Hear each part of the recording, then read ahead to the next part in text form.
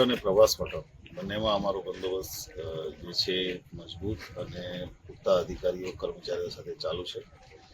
આજે અમે અત્યારે સાંજે ફૂડ પેટ્રોલિંગ વેરાવળના વિસ્તારોમાં, પ્રભાસ પાટણના વિસ્તારોમાં પણ કર્યું છે. લોકોને આપના માધ્યમથી મારી અપીલ છે કે કોઈ જ ખોટી અફવાઓમાં ન પડે. સોશિયલ મીડિયામાં કોઈ ખોટી કોમેન્ટ કે ખોટા મેસેજ ફોરવર્ડ ન કરે. અમે ઓલરેડી 8-10 જણાને એ બાબતે ડિટેન કર્યા છે. એની સામે કાયદેસરની કાર્યવાહી કરી રહ્યા છીએ અને પોલીસની ટીમો, સાયબર ટીમો બધી એક્ટિવ છે.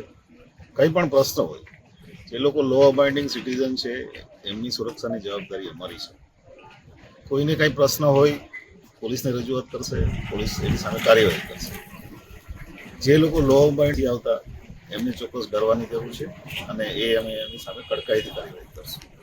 અમે કુલ 150 કરતાં વધારે લોકોને ડિટેન કર્યા છે અને એમાંથી અમે ટોટલ 80 કરતાં વધારે લોકો સામે ફરજની રૂકાવટનો ગુનો દાખલ કર્યો છે અને એને ઓફિશિયલી અરેસ્ટ કરી અને જે કાયદેસરની આગળની કાર્યવાહી છે એ ચાલુ છે.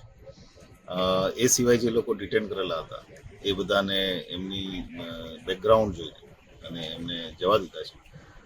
અમે સતત એમની સાથે જે સોશિયલ લીડર્સ છે, જે સામાજિક આગેવાનો બીજા પણ છે, એ બધા સાથે સંપર્કમાં છીએ અને કોઈ જ લો એન્ડ ઓર્ડરમાં પ્રોબ્લેમ નથી. પરિસ્થિતિ સંપૂર્ણપણે કંટ્રોલમાં છે.